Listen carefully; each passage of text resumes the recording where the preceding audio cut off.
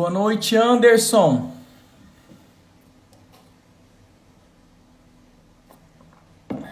Boa noite, Júlia. Boa noite, Camila. Já vamos apertar no aviãozinho aí e chamar a galera. Hoje a live vai ser pesada.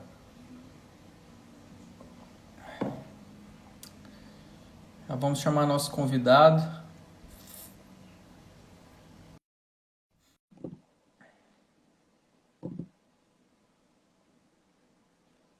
Boa noite, Jonathan. Fala, Cauê. Grande Rafa, boa noite. Boa noite, irmão. Tudo certo? Tudo certo? Boa noite, pessoal que está acompanhando. Hoje nós vamos desmistificar a farmácia clínica. Vamos falar um pouquinho aí disso que todo mundo tem dúvida, né? Que todo mundo fala muito hoje em dia. Então, vamos tentar nesse tempinho aí trazer alguma coisa bem legal para o pessoal. Caso não dê tempo, a gente faz outra, não tem problema. Na hora, com certeza. Pessoal, para quem não conhece, o Cauê é um cara fera aí, fez o mestrado dele, né, perante essa área. Ele vai me corrigir alguma coisa que eu falar. Conheci ele em Portugal. Boa noite, David. Conheci ele em Portugal. Cara sensacional e vai abrir a mente nossa hoje perante a farmácia clínica. Cauê, apresenta aí para os meninos. Bom, o Rafa falou aí, né? Primeiro, antes de me apresentar, eu queria agradecer o convite e, parabenizar, cara, pela iniciativa de compartilhar conteúdo, principalmente nessa hora que a gente está precisando, né? Eu não Com gosto certeza. muito de falar de currículo, né, e tal, de me apresentar assim, mas enfim, eu me formei em 2013 na UFMS, fiz uma pós em farmácia hospitalar e farmácia clínica, e meio que tudo junto, e lá no meu mestrado eu trabalhei com consultas farmacêuticas dentro das unidades básicas de saúde. E eu também tive o consultório farmacêutico dentro de uma drogaria. Aí, se for contar desde o começo da implementação até o final que eu trabalhei, foram 4 anos. E hoje eu trabalho no doutorado exclusivamente aí com revisão de farmacoterapia. Tá? Então, eu sou mais ou menos essa pessoa aí que trabalha com clínica desde que eu saí da graduação. Ótimo. Mano, uma pergunta, a gente fala muito de farmácia clínica, sabe? Mas qual que é o conceito? O que que na verdade é farmácia clínica? Então, eu também já não costumo determinar muitos conceitos, porque de certa forma, quando a gente fala de conceito, a gente limita um pouquinho, né, as coisas. Com certeza. Eu costumo separar, quando eu falo de farmácia clínica, 3 palavrinhas-chave que estão ali no conceito, né? Então, a gente sempre tem que lembrar de uso racional de medicamentos, a promoção de saúde e bem-estar e prevenção de doenças. E como que a gente faz isso? Por meio do cuidado farmacêutico. Então, quando eu falo de farmácia clínica, eu costumo falar que tem um pouquinho de clínica em todas as áreas que o farmacêutico vai atuar. Então, porque o consumidor final do nosso trabalho ali, da nossa ação, enfim, sempre é um paciente que está buscando isso, ou um consumidor de um produto, ou ele está buscando um uso racional, ou promoção de saúde e bem-estar, ou uma prevenção de uma doença. Então, até o cara que está lá na indústria, que está fazendo um controle microbiológico, por exemplo, ele está prestando, de certa forma, um cuidado para o consumidor final. Então, para mim, tem clínica em tudo.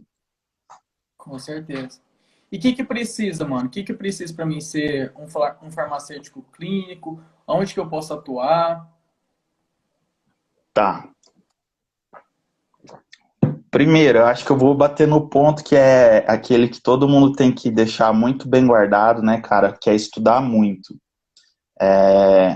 Acho que mais do que nunca agora, nessa época, o pessoal viu o quanto a informação é rápida, né?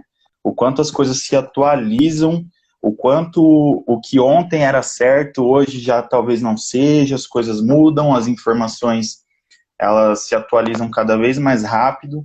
Então, para mim, se o cara quer ser um farmacêutico clínico, ele tem que estar disposto a estudar muito, tá? Isso é a chave, sim, para conseguir desenvolver isso na prática.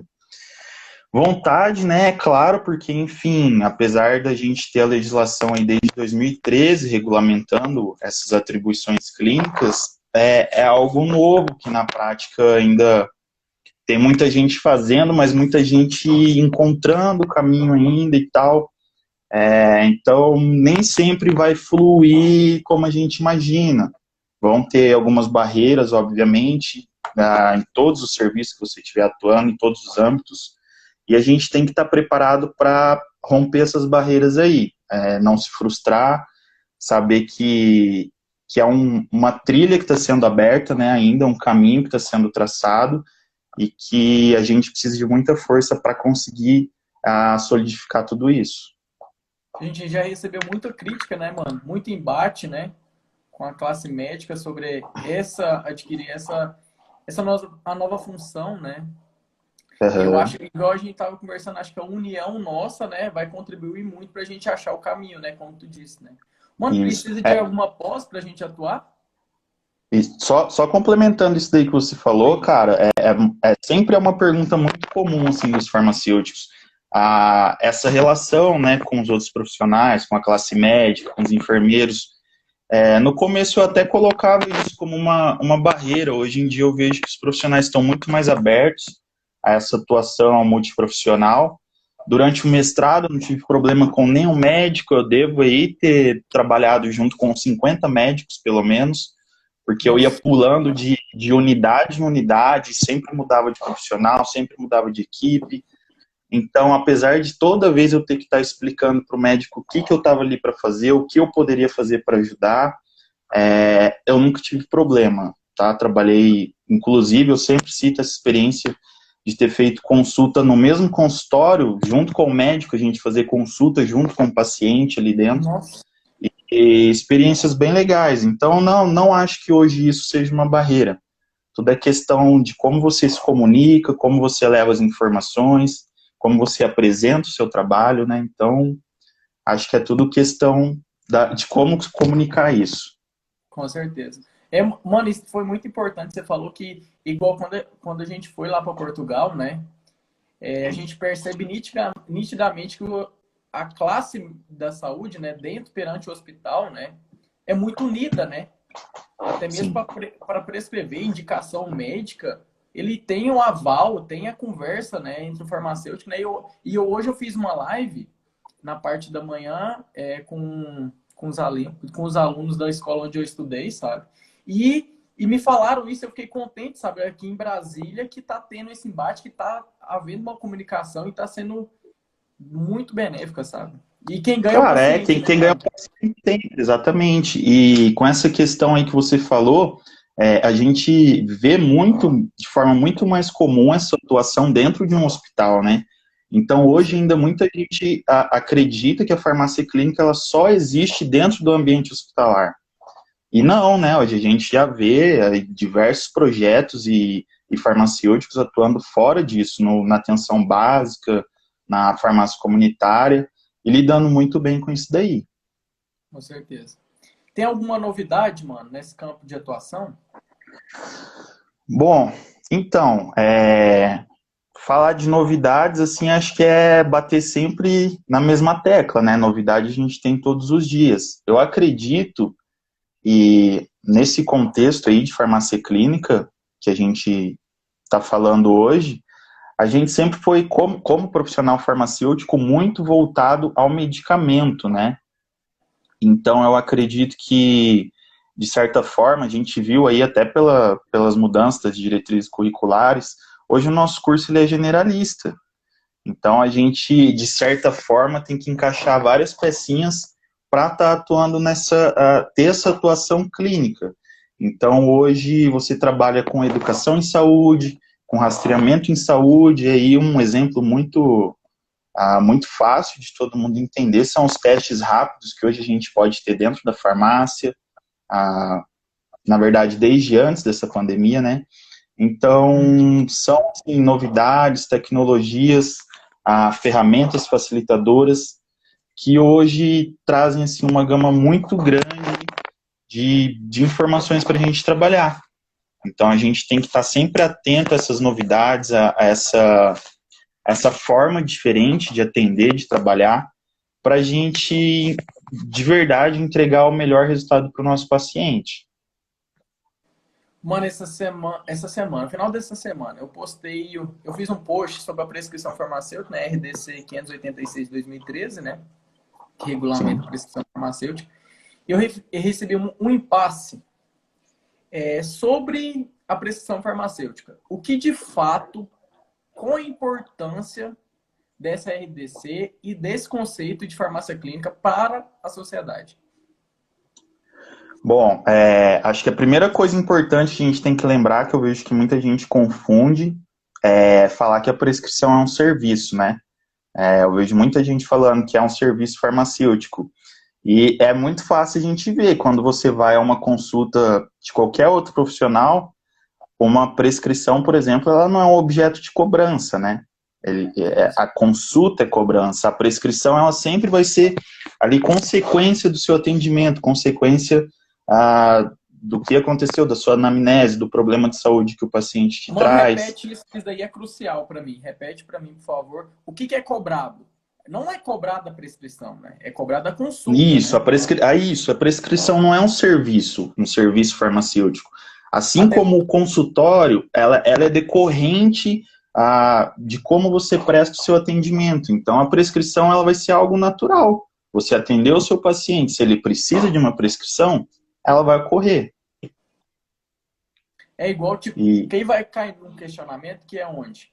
Igual você já deu o exemplo que era empresário, né, no ramo de drogaria, onde que cai aquele impasse que o farmacêutico no balcão, quando ele está no balcão, ele está indicando do mesmo jeito, certo? isso. A indicação. Já existe essa indicação. Isso é bem diferente, né? Quando a gente fala de Aham. indicação, se a gente for falar de uma forma bem até grosseira um pouco, é algo que a gente faz sem muita responsabilidade, né? Não tem uma Então, anamnese, não tem. Aí é. às vezes até tem, né? Mas é aquela coisa de balcão. Mas para mim a questão da prescrição é que ela é um registro. E assim, quando a gente atua na área de saúde, se não tem registro, você não fez, tá? Verdade. Então, eu vejo às vezes o farmacêutico falando que a gente luta tanto pela prescrição e tal, e aí a gente tem essa legislação hoje, a gente não coloca em prática, não utiliza isso que a gente demorou tanto para conquistar, né? Eu sei Com que, igual certeza. você falou, no dia a dia da drogaria, às vezes eu me via numa correria tão maluca que eu não conseguia parar e fazer uma prescrição. Mas aí vai muito de você, de como você quer ali fazer o seu serviço, como você quer prestar esse atendimento. É uma modernização, é uma transformação, e com certeza isso traz muito mais profissionalismo ali para o seu atendimento para o paciente. Mano, como que E é você conseguiu encaixar isso? É uma pergunta isso, boa então. essa também. Sempre quando eu vou falar sobre isso nas aulas e palestras, primeiro que a gente não sabe muito bem o que a gente tem de arsenal para prescrever, e a gente muitas vezes nem para olhar. Então eu já Com certeza. falei para quem está em drogaria, ou quem não está, quando entrar numa drogaria, que dê uma olhadinha na prateleira e ver ali tudo que é sem tarja para a gente entender a arma que a gente tem na mão. Então, por que a prescrição é importante? Primeiro que ela evita do paciente ir lá e fazer o autosserviço, né, a automedicação, tá? Então, eu comecei sempre assim. Às vezes o paciente ia comprar, não perguntava nada, né, só queria comprar um medicamento e levar, e aí entra a questão de você saber quem é o seu paciente, por que ele está pegando aquele medicamento, o que ele espera daquele medicamento. Então, às vezes, só de você ter essa abordagem diferenciada, entendendo o contexto da prescrição, você já evita muito o uso incorreto de medicamentos. E aí a prática da prescrição vai ser consequência disso. Você tendo um consultório ou não, você pode corrigir esse erro que o paciente muito provavelmente ia cometer, né? Sim. Mano, eu vejo assim, em cidade menor, de pequeno porte, de menor quantidade de habitante, isso é mais fácil, né? Até mesmo aqueles medicamentos ali do dia a dia mensal ali, de sempre. Isso. E aí você já conhece os medicamentos, é mais fácil até mesmo a indicação, né? Agora dá uma dica para nós. Imagina uma rede que vende 1 milhão por mês. que está tentando se adequar a esse perfil nosso agora, a partir de 2013? Qual seria uma dica para a gente tentar ambientar? Isso, quando a gente fala de redes e de grandes farmácias, não tem como a gente fugir da questão de faturamento, de ter retorno com o serviço. Porque, enfim, é hipocrisia dizer que uma farmácia grande vai manter um consultório funcionando se ela não traz retorno, tá?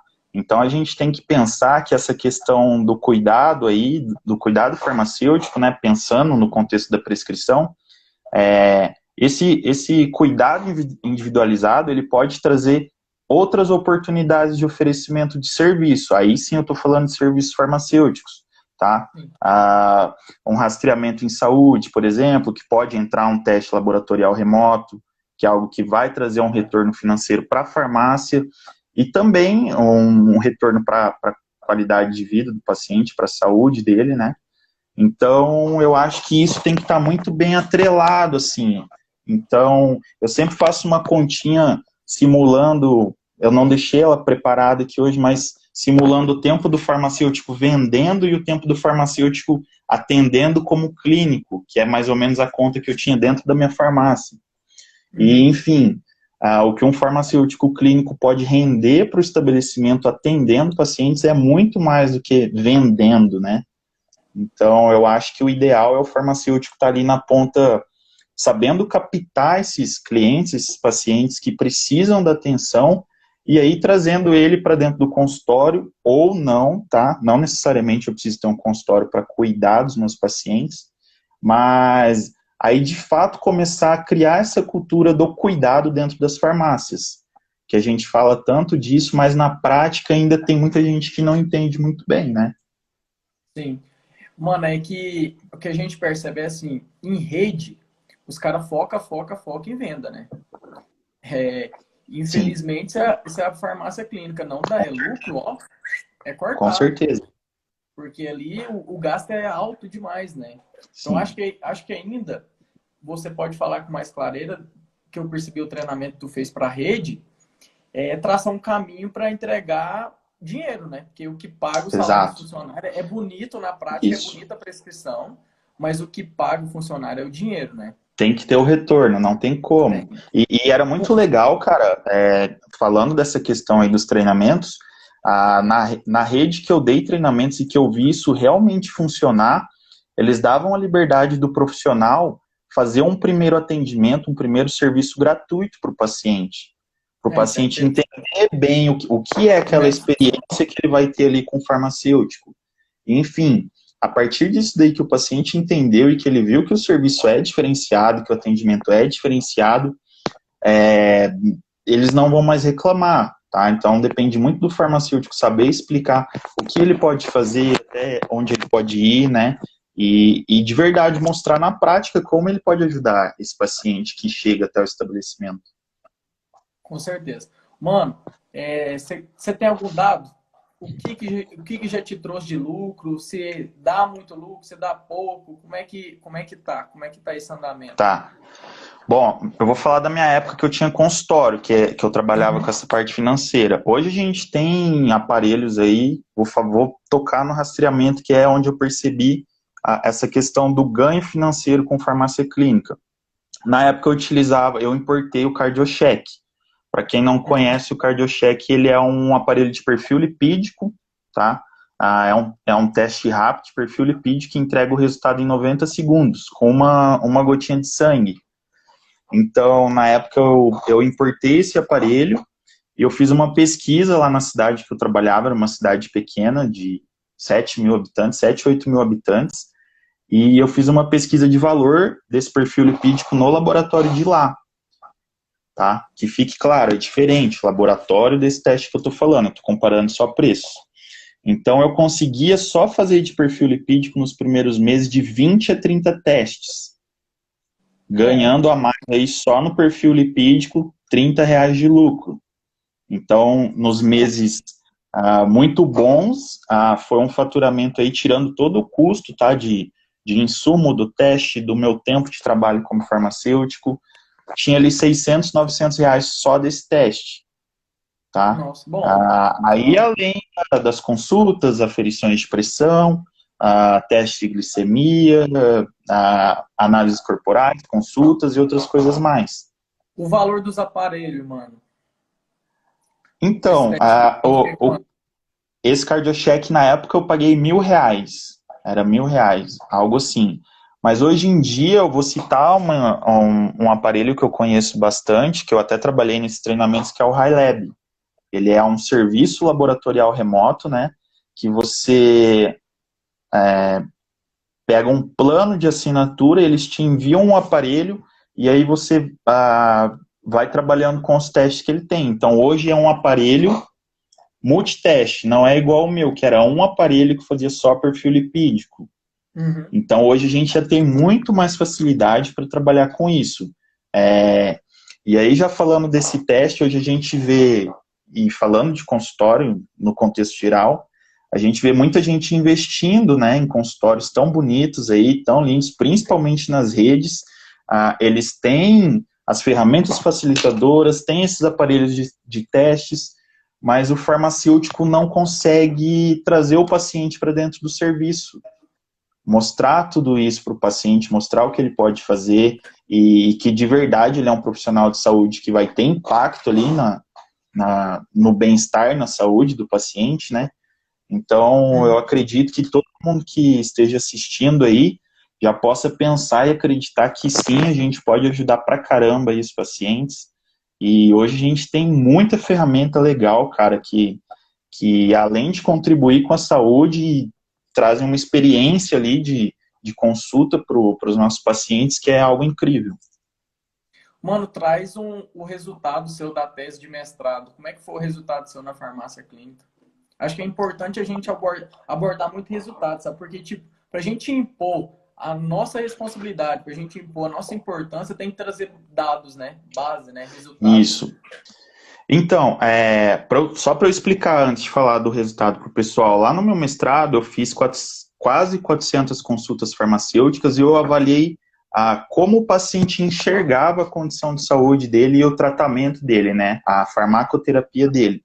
Então, dentro desses 400 pacientes, aí, 384 mais especificamente, praticamente metade deles já tinham prescrições ali que apresentavam problemas de legibilidade, né? Problema velho pra caramba, a gente sempre bate nisso Arcaico isso daí, daí, né? E a gente paga até arcade, hoje, até é hoje. chato ficar falando disso toda vez. Mas aí eu Aham. uso ao contrário, quando eu vou dar aula de prescrição para os farmacêuticos. Eu falo, pô, a gente passou a vida inteira criticando a prescrição do médico e quando a gente vai fazer, a gente não dá conta, a gente sabe tudo que Qual que tem é a de erro, como tem que fazer, e na hora, às vezes, até de fazer na aula, a gente fica travado, né? Com E aí a certeza. gente começa a ver o outro lado, ver que não é tão simples quanto parece. Eu falo que quando você vai colocar no papel, bater o carimbo e assinar, né? A O buraco responsabilidade é mais aumenta, né? exatamente. Então, acho que é essa responsabilidade que a gente precisa abraçar e ver que a gente tem de verdade. E é lei, né, E- mano? É engraçado, a gente bate na tecla da letra ilegível, é lei há anos e Isso, anos, né? E a gente não pode pagar pelo mesmo erro que tá, ó, anos e anos já. exatamente. Então, é uma discussão aí que eu espero que acabe logo, mas enfim.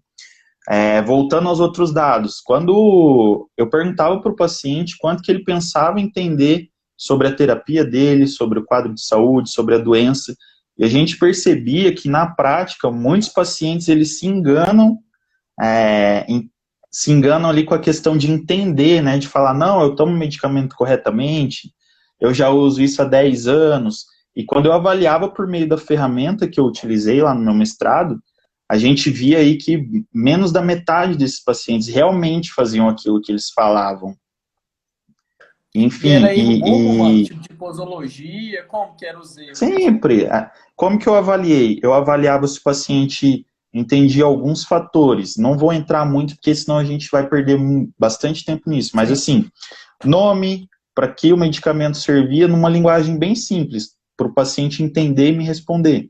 Para que o medicamento servia, por quanto tempo ele ia utilizar, fazia ele confirmar o medicamento que estava na prescrição e me mostrar o blister, né? E aí eu via cada coisa mais bizarra, porque tinha paciente que tomava tudo certinho, mas os blisters trocados. Nossa. Então, no final, realmente não tinha nada de certo.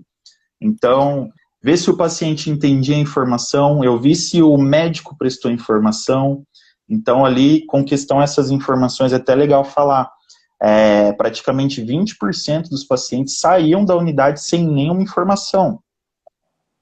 Tá? Se Não a gente sabia para que o extrapolar remédio isso... servia, não sabia como tomava, Não, se não, tinha que haver alguma é isso. interação.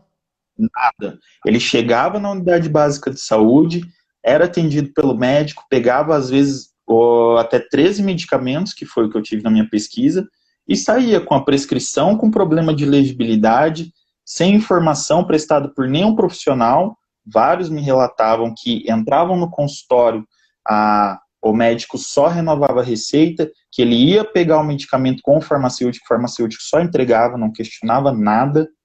E aí, enfim, às vezes a gente fala que é culpa de um ou de outro profissional e no fim, o que deu para eu concluir na minha pesquisa assim, foi que a culpa é do serviço que é prestado, independente do profissional. E é engraçado que nada do perfil do paciente assim, foi de verdade significativo para ter impacto nesse entendimento que o paciente tinha. Então, Apontar o cara, dedo fica fácil, né, mano? exato. A culpa Se a em gente si conseguir essa é, parceria, né? O médico orientar, o farmacêutico na dispensação sim, orientar, só vai agregando, o cara tem maior conhecimento, né? isso. E isso foi algo que eu consegui ver na prática, lá no final, assim, nas últimas unidades básicas da pesquisa, quando eu chegava na unidade, a equipe de saúde, de certa forma, já sabia um pouquinho o que eu estava fazendo. Então, eles já se preparavam, não sei o que falavam, de certo, falava, tá vindo o farmacêutico chato aí, né? Com Então, certeza. aí os médicos recebiam muito mais abertos e foi uma experiência muito legal. Mas eu sei que isso foi a realidade na minha pesquisa, que na prática é muito diferente disso, né? Mano, como é que foi a reação dos médicos lá, que você tava lado a lado com eles? Qual que foi a reação deles? No começo foi meio assim, o que esse cara tá fazendo aqui? E depois, bom demais que ele tá aqui. Como é que foi essa É, relação? Porque hoje cedo, é, velho, foi muito bom. Eu tava comentando com um menino de 15 anos, sabe? E aí o pensamento uhum, é totalmente diferente. E infelizmente tem esse embate, né, velho? Infelizmente tem esse embate, assim, da classe de saúde, né? sim. Como que foi? Como que É, foi lá? eu vou tentar contextualizar isso falando da prática no consultório junto com a pesquisa, porque, enfim, para mim Sim, andou tudo muito lado a junto. lado. Isso. Lá no começo é inevitável, né? Você ter que explicar para todo profissional o que é que você faz. E é por isso que quando eu vou falar de farmácia clínica, que a gente falou um pouquinho antes, eu, de certa forma, não uso o conceito em si ali, o conceitinho, aquele decoradinho, Sim. porque às vezes eu me via até sem conseguir explicar o que eu fazia no começo. Eu falar, a gente quer usar farmácia clínica, tá? E o médico e aí, o que é isso daí que você faz? Se você só tem o conceito na ponta da língua, você não sabe desenrolar essa ideia e falar o que é essa atuação clínica, né? Uhum. Então, no começo é inevitável você ter que explicar para o médico, para o nutricionista, para o educador físico, para o fisioterapeuta, para qualquer profissional que seja, né? Você tem que saber explicar o que você está ali para fazer, o que você pode fazer para ajudar. Aí que está a palavra mais importante. Você está ali para contribuir. Você não está para fazer o serviço de ninguém, para roubar espaço de ninguém, enfim. Você é uma peça-chave ali que vai ajudar a equipe de saúde, obviamente que principalmente falando de medicamentos, mas hoje a gente já tem uma gama muito maior como farmacêutico aí para ajudar, né? Mano, o que que você viu que a farmácia clínica, como que eu vou dizer, agrega para a nossa classe, para nós farmacêuticos? O que que você acha que ela agrega? Tá. Bom, primeiro, sendo bem realista, não sei se todo mundo vai gostar de ouvir isso que eu vou falar, mas não é o que eu acho, mas a gente percebe que tem muita gente que não considera o farmacêutico como profissional de saúde. Então, eu vejo diversos relatos, assim, principalmente agora na época de vacinação, de farmacêuticos que tiveram a vacinação negada. por não, Nossa, não serem ali considerados profissionais de saúde. Isso, pô, me dói pra caramba isso. E quando você atua como clínico, acho que essa visão ali de quem está em volta, de quem está vendo o seu trabalho, é muito mais clara com relação ao seu papel na saúde dos pacientes, né? Porque você com está ali certeza. trabalhando com a equipe de saúde, cuidando de pacientes. Então é impossível um cara não falar que você é um profissional de saúde, né? Não Fica tem. muito, É difícil, né, né? velho? Fica muito mais claro ali o que esse farmacêutico realmente faz em prol da saúde do paciente, né? Isso para mim já agrega pra caramba, já é uma coisa que pra gente, assim, né, é bem legal, é um reconhecimento bacana. Acho que é primeira coisa que eu percebo, assim, que eu vejo muita gente falando, nossa, mas você é farmacêutico, você fala disso de consulta, dessas coisas, às vezes é muito atencioso. Eu falo, cara, eu queria que todo mundo visse isso em todo farmacêutico, sabe? Então, eu acho que é uma mudança de postura nossa que tem que acontecer, e de verdade, da gente mostrar a cara e pegar essa causa pra gente, para mostrar isso, né, não só para os pacientes, mas para o restante dos profissionais. Porque se a gente ficar escondido, ninguém vai ver, né? Ninguém vai saber o que a gente Mano, faz. o que eu penso é que, assim, essa grande parte da não consideração nossa é culpa nossa mesmo, né? Eu acho que, assim, a gente, como os médicos faz, tem aquelas atualizações, os congressos que eles fazem direto, a gente tem que procurar também. E cada vez, agora, a gente falou uma coisa, mano, que é muito importante, que é bom a gente falar na live, né? Agora é a hora do farmacêutico mostrar o seu valor. Véi, é uma época Então, de pandemia, o trem tá moendo. Então, se nós quiser destacar, é agora.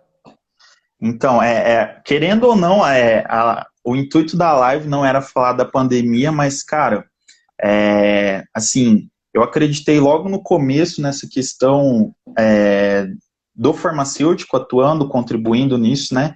Para quem quiser dar uma olhadinha nos meus últimos posts lá sobre Covid, há algum tempo eu já publicava isso lá na minha página, no Descomplicando a Farmácia Clínica, e agora sim eu venho pensando em como vai ser o retorno disso tudo, né? Porque, querendo ou não, os pacientes ficaram sem atendimento, ficaram sem acompanhamento. Hoje, aqui no serviço que eu trabalho de consultas e revisão de farmacoterapia, quem está indo buscar o medicamento são os familiares ou cuidadores dos pacientes.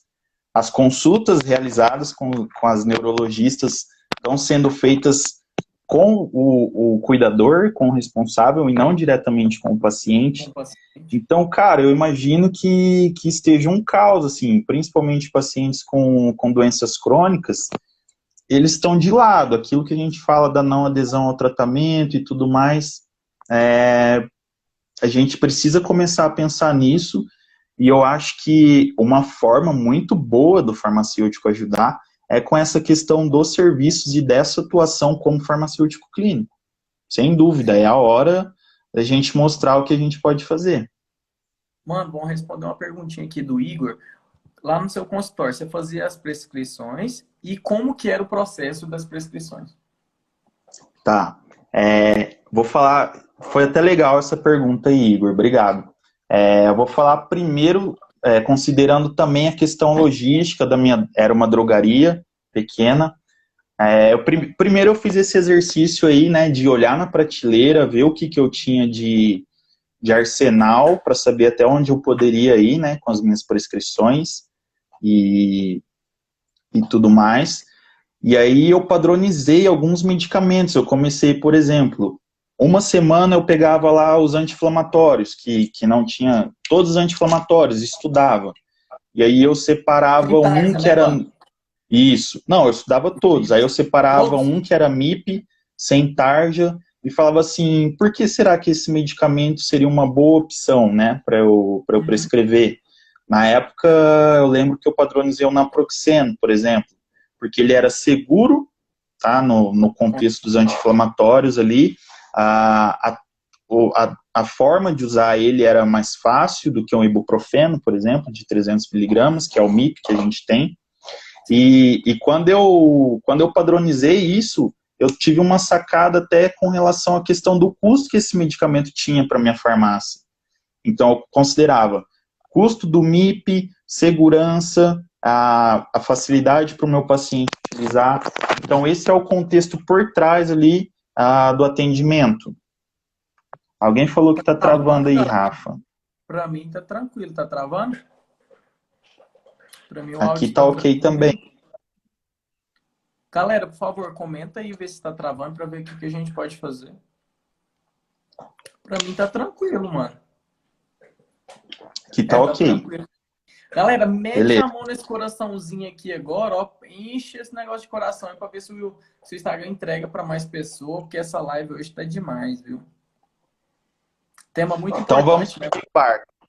Então, Rafa, isso aí é o contexto ali anterior ao atendimento, né? A forma como eu pensei, como eu organizei ali o start do início das minhas prescrições. Então, com relação ao atendimento, aí vai ser aquela parte que eu falo, que no início a gente é o farmacêutico chato, né? Então, eu sempre brinco que quando o paciente chega na farmácia, se ele chega, por exemplo, relatando febre, se a pergunta é paracetamol ou dipirona, ou se a conduta correta é você ir lá buscar um termômetro, aferir essa temperatura, conversar com o seu paciente, e aí nesse tempo você consegue emitir uma prescrição com qualidade, um atendimento com qualidade, né? Então, começa aí. É muito difícil realmente colocar isso na prática, uma drogaria, porque eu não vou mentir e falar que a gente vai estar ali só para fazer isso, né? É muito difícil você estar bonitinho num consultório só atendendo o paciente. Não, a gente tem que lançar a receita, eu fazia compras, gestão de estoque. Então, com certeza, em algumas situações era muito difícil eu conseguir ali sentar com o paciente, fazer um atendimento. Quando eu via que o caso precisava realmente disso, eu marcava para o paciente voltar. E aí a gente fazia com mais tempo, eu já pedia para o paciente trazer todos os medicamentos dele, prescrições, exames, e aí a gente pensava numa possível prescrição, né? A gente já falou da prescrição aqui, que ela não é um serviço, que ela é decorrente de um atendimento, né? Enfim, decorrente ali de uma anamnese e da avaliação que você faz do problema de saúde que o paciente traz. Então, acho que é isso com relação à prescrição, né? A gente falou bastante que a gente fala das prescrições dos médicos, então eu queria convidar a galera que está aqui para tentar fazer uma prescrição na prática, né? Que seja de uma dipirona. Em vez de você pegar um dia lá e vender uma dipirona sem registro, sem nada, pega um bloquinho e tenta colocar no papel. Vamos colocar em prática, fazer isso. Uma prescriçãozinha por dia que você faz, colocando em prática, vendo como é difícil descrever posologia, tempo de tratamento, fazer com que o paciente entenda aquilo lá, tá? Obviamente, Júlia está falando aí, a anamnese é muito importante. Não é para a gente também sair soltando prescrição igual maluco, né? Então, a gente não vai estar contribuindo com nada fazendo isso. A questão da prescrição é exatamente essa responsabilidade aí que a gente tem de evitar o uso incorreto de medicamentos, que normalmente o paciente faz por automedicação. E a gente está ali vendo isso acontecendo todo dia e a prescrição é uma ferramenta para a gente combater isso. Mano, acho que eu vejo assim também que foi bom tu falar pelo menos uma por dia, né, velho? E tipo, a porta de entrada nossa é sentar com o idoso. Velho, o idoso gosta tanto de atenção, velho. E lá é a porta de entrada. Você dá uma atenção para ele, ele vai ficar grato pelo resto da vida.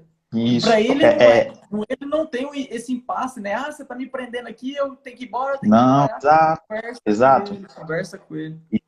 E essa questão é muito importante, porque às vezes a gente fica pensando assim, eu vejo muitos farmacêuticos que não dão start, não começam porque falam, mas eu não tenho consultório, mas eu não tenho tempo. Cara, tem que começar fazendo de pouquinho, a condição ideal nunca chega, né? A gente nunca vai ter o nosso consultório bonito, com aquele ar-condicionado, para tirar uma foto bonita, fazer uma propaganda. Um MacBook. Exato, cara. Então, não dá para ficar esperando muito essa condição, né? Então, é até uma coisa legal para a nossa prática, começar de pouquinho, fazendo ali o arroz com feijão, né, de sempre. Que isso aí, para mim, eu acho que é o pouquinho que você cresce a cada dia te torna um profissional bem grande, assim, quando essa condição estiver melhor para você atuar. Mano, o Igor perguntou aqui se você documentava tudo. Tem que documentar tudo, né? Isso é o que te resguarda, né? Isso. Isso é a Quando a sua gente fala de segurança, né? consulta, e aí é engraçado que na minha época, eu falo isso, parece que eu sou um velho falando, né? Na época que eu estava dentro do consultório, a gente não tinha muitas ferramentas facilitadoras e de registro. Então, como que eu organizava? Eu tinha uma pasta do meu consultório, separado paciente por paciente, e aí a SOAPs, né? Registro de consulta e evoluções de paciente que eu fazia manualmente. Então, obrigatoriamente, quando a gente faz isso, a gente precisa registrar, né? É obrigatório para a gente que presta o serviço e é um direito do paciente, né? Toda vez que eu terminava uma consulta, eu emitia um resuminho do que foi feito, tá? Porque, enfim, várias consultas que eram feitas também necessitavam de encaminhamento, né? Então, esses registros que eu tinha lá, às vezes não, sempre serviam como base para eu fazer um encaminhamento para um médico, por exemplo, para um nutricionista, para um educador físico. Então, sim, a gente precisa registrar tudo, tá? Resguardo nosso e direito do paciente, sempre. Camila, a pergunta dela é sobre a anamnese e posologia. Eu acho que eu vou fazer um post, mano. Vamos focar mais hoje na farmácia clínica mesmo, entender. A Lê até perguntou qual que é a precificação. Quanto tu cobrava na consulta? Tá, então, a consulta eu comecei a cobrar ali, é legal falar que meu consultório, eu comecei a chamar de consultório depois de uns 2 anos, tá, tentando desenhar um serviço que funcionasse. Precificação de consulta, eu fui cobrar consultas lá no final, tá, R$ 30 eu cobrava retornos, então eu atendia, fazia o primeiro atendimento, e no O que que retorno, você às fazia, vezes, mano, no primeiro atendimento? No primeiro dependia de cada atendimento, caso. Isso, dependia muito de cada caso. Eu sempre falo que hoje a porta de entrada mais fácil para o paciente dentro dos serviços farmacêuticos e dos atendimentos são os procedimentos. Por exemplo, o senhorzinho que vai lá para ferir a pressão, e aí você identifica algum problema da farmacoterapia, por exemplo, ou a não compensação da pressão dele, e aí é onde você pega o paciente e identifica que ele precisa de uma consulta, de um acompanhamento, né? Então aí, eu estava escrevendo sobre isso hoje, que a gente às vezes tem essa visão muito fechada, né? O paciente é hipertenso, ele só precisa de uma ferição de pressão. E não, né? A gente entende que vários riscos aí de doenças cardiovasculares estão envolvidos. Então, esse paciente muito provavelmente vai precisar fazer um perfil lipídico, vai precisar de uma análise corporal, vai precisar que a gente dê uma revisada na farmacoterapia dele. Então, é por isso que eu não gosto de falar muito separadinho de cada coisa. Está sendo muito legal falar no contexto geral aqui, para a gente, de verdade, olhar de forma mais ampla para o paciente, né? E para esse cuidado. Mas, quanto ao preço, era isso. No final, eu cobrava os retornos, tá? Hoje, eu vejo que nas redes, a consulta em si não é algo para venda. Não colou muito bem essa questão de cobrança. Da Isso, e consulta. sim a precificação nos outros procedimentos e outras É porque coisas mais. geralmente, o que geralmente rede bate forte, né? É tipo a aferição da pressão, ele já colocou no braço, já demonstra o produto pro cliente, pro paciente, e já vende ele, né? Já vai embora Isso, e aí é o aparelho muito de legal, porque quando a gente fala aferição de pressão, parece algo muito simples, né? Muito simples, mas enfim, eu sempre bato nessa tecla de mudar a forma de prestar esse serviço. Eu falo modernizar, mas acho que eu tenho que mudar essa palavra, porque modernizar parece que tem custo, né, que é algo muito difícil.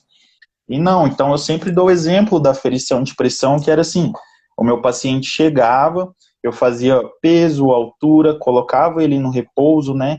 E eu tenho um checklist bem legal de treinamento de aferição de pressão, depois a gente pode compartilhar com a galera.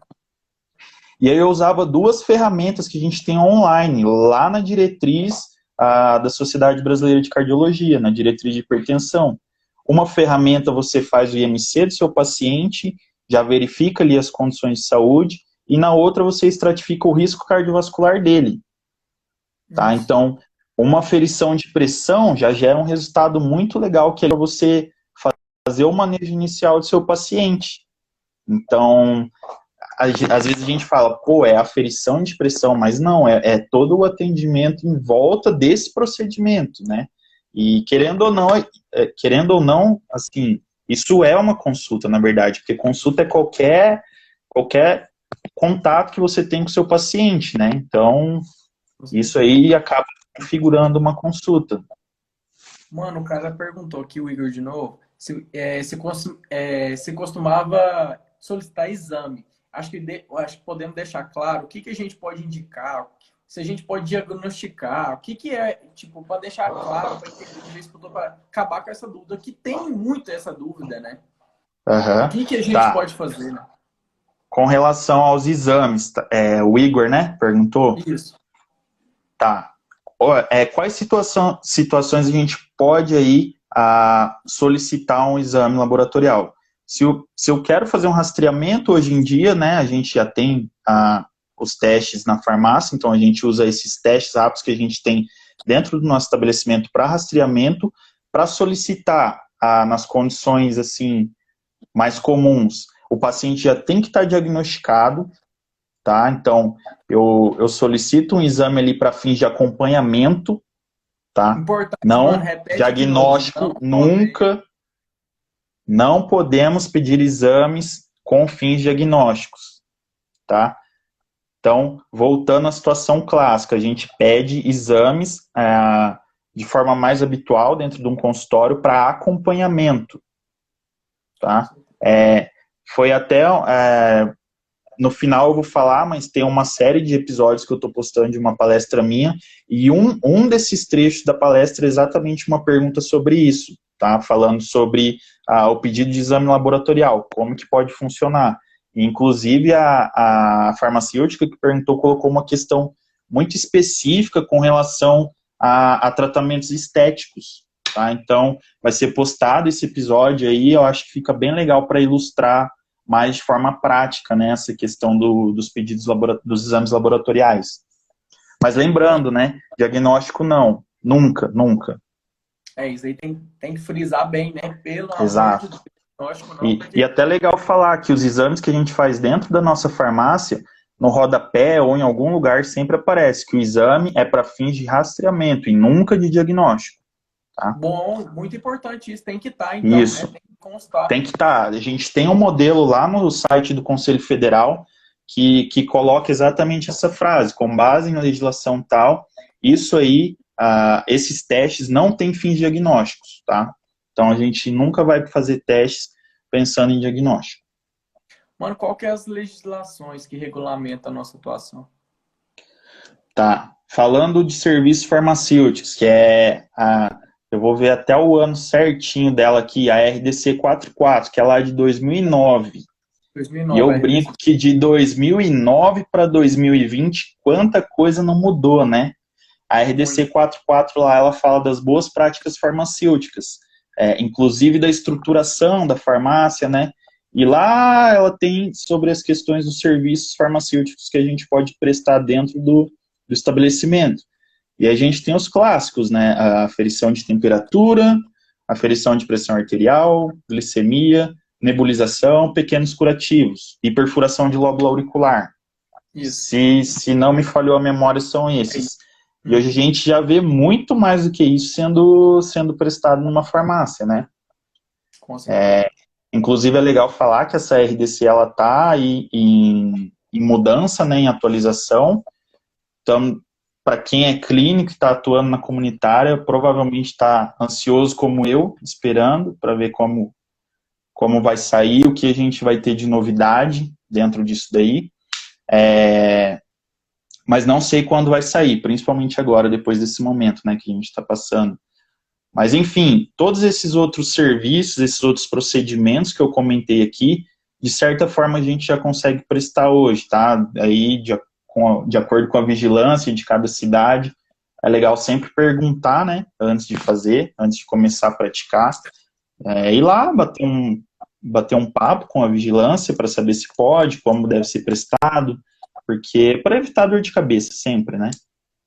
Sim. Esse diálogo com a vigilância, o farmacêutico tem que entender que isso daí você tem que sentar, bater um prato, Isso. chamar ele para jantar, porque tem que ser amigo deles, né, velho? É bem isso que a Mirinha tá falando. Mirinha Farma aí, já precisa mudar há muito tempo essa legislação. Ixi, Isso é minha frase. Esperançoso já por essa mudança, né? Sim, é muito tempo, é impossível uma coisa de tanto tempo atrás contemplar o que está sendo feito hoje, né, cara?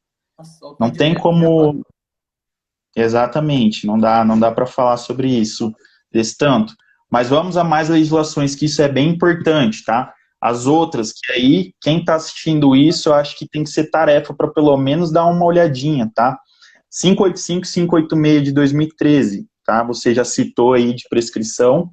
A 585 é de atribuições clínicas do farmacêutico. Então lá, eu não lembro quantas folhas ela tem, mas não é nada muito comprido. Lá ela deixa bem Nenhuma claro extensa, mas dá tudo para ler, né? isso. Ela deixa bem claro o que a gente pode fazer e até onde a gente pode ir, tá?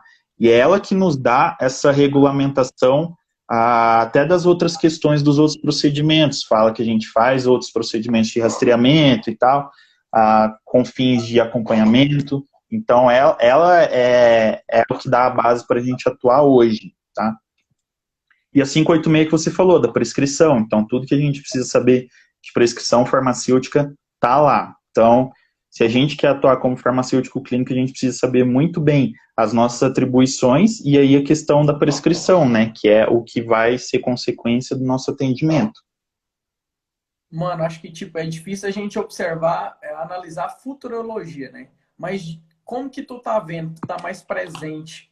Como tu tá vendo que vai resumir, como que vai, daqui uns 5 anos, 10 anos, vamos dizer, essa nossa atuação na prescrição farmacêutica, na farmácia clínica, como é que tu acha que... Como que tá o andamento, né, em si? Porque se a gente sabe como é que tá andando, a gente vai saber onde a gente vai parar, né? Isso, eu uso o exemplo, inclusive, da vacinação dentro de farmácias para falar disso, né? Pô, sei lá, 5 anos atrás, quem imaginava que dentro de uma farmácia, né? 5, vou falar um pouquinho antes, de uma farmácia que em muitos lugares a gente já viu vendendo até carvão, né? Ração de cachorro. Nossa, Que hoje a gente tem um consultório que faz vacinação, cara, dentro de uma farmácia, de uma drogaria. Então, eu acredito que o futuro depende muito da gente só, né, cara? Depende muito da forma como a gente vai atuar, da forma como a gente vai abraçar essa causa, porque é um assunto que, enfim, está muito em alta, mas eu ainda encontro vários farmacêuticos relutantes, né, com essa atuação frente ao paciente, frente aos outros profissionais de saúde, enfim. Eu acho que é algo que a gente tem que pensar com muito carinho, porque, como eu falei, essa atuação clínica, esse pensamento voltado ao cuidado, ele tem que estar desde o cara que está lá na indústria até o cara que está na ponta atendendo o paciente. Então, acho que o futuro depende da nossa atuação e como a gente vai se colocar nesse contexto todo. Principalmente agora, nesse pós-pandemia, né? Nesse durante a gente já está caminhando bem, mas a gente precisa continuar e mostrar o que a gente pode fazer. A pergunta da Paula, acho que é a última pergunta, é aquela top de linha, sabe? A farmácia clínica ajuda de alguma forma a evitar a automedicação? Essa é a novidade, né? Com certeza. Isso que a gente tá batendo. Primeiro, por que o profissional farmacêutico, vou falar no geral, por que a gente pode ser muito importante nesse contexto? Se a gente for falar de uma farmácia e a gente ilustrar isso ali na cabeça, quando você entra na farmácia, quem que é o profissional que está ali, né, cara, para ajudar, para fazer algo legal, para resolver algum problema, é o farmacêutico. Na unidade básica de saúde, a mesma coisa, né? A gente entra ali, a porta da unidade básica dá de frente para a farmácia, que às vezes é um cantinho que jogaram farmacêutico lá, né? Então, vou falar no âmbito de drogaria. A gente falou da prescrição, que o intuito dela é exatamente trabalhar nisso, né? Evitar erros de medicação que, na maioria dos casos, acontece pela automedicação. Então, esse atendimento individualizado que a gente faz, né, para o paciente, com certeza vai contribuir, não sei nem medir isso, mas de forma gigantesca, para que esse paciente entenda ali o que ele realmente deve fazer, e não fazer o que ele viu em algum lugar, ou que algum vizinho falou, né? Só que para isso a gente precisa se colocar como profissional ali do lado dele para ajudar. Mano, última pergunta, depois você vai fazer a campanha que o Insta teu é fera. Se eu prescrevo, preciso fazer algum pseudodiagnóstico? Não? Tipo, precisa, né? Funciona. Eu esqueci de falar, mas é legal. Eu sempre uso a palavra, eu e todos os farmacêuticos clínicos, eu acredito, a palavra sugestivo, tá? Para a gente fugir disso de querer afirmar que a gente está querendo fazer o diagnóstico, tá? Então, o que a gente trata ali com a prescrição farmacêutica são problemas de saúde autolimitados. Então, normalmente, a gente vai tratar sintomas, tá? Aí eu posso falar resfriado, uma febre, que no caso tem que ser muito bem avaliada, tá? Cuidado com prescrições aí para febre. Tá?